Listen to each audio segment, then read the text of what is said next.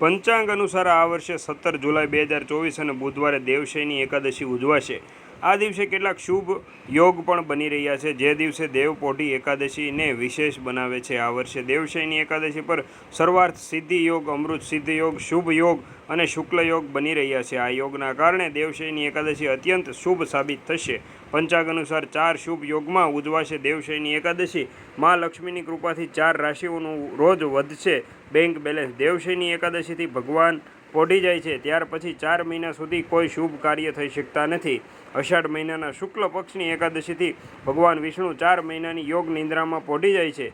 ત્યાર પછી દેવ ઉઠી એકાદશીથી ભગવાન વિષ્ણુ જાગે છે અને તુલસીજીની સાથે વિવાહ કરે છે। તુલસી વિવાહ પછી બધા જ શુભ અને માંગલિક કાર્ય ફરીથી શરૂ થાય છે। પંચાંગ અનુસાર આ વર્ષે 17 જુલાઈ 2024 અને બુધવારે એટલે કે આજે દેવશયની એકાદશી છે। આ દિવસે દેવશયનની એકાદશીનું વ્રત કરવાથી અને ભગવાન વિષ્ણુ તેમજ માતા લક્ષ્મીની પૂજા કરવાથી સુખ સમૃદ્ધિ પ્રાપ્ત થાય છે।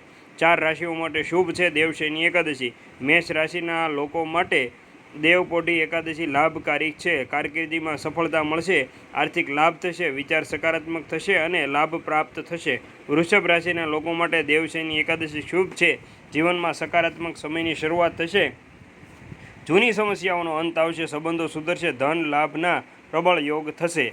સિંહ રાશિના લોકો માટે દેવશયની એકાદશી લાભકારી છે। રાજકારણમાં સક્રિય લોકો માટે સારો સમય, વેપાર સારો ચાલશે, પૈસા કમાવાના નવા વિકલ્પ સામે આવશે, આર્થિક સ્થિતિ મજબૂત થશે। કન્યા રાશિના લોકો માટે દેવશયની એકાદશી ખાસ બની જશે, પ્રગતિના રસ્તા ખુલશે, રોકાણથી લાભ થશે, નવી નોકરી કે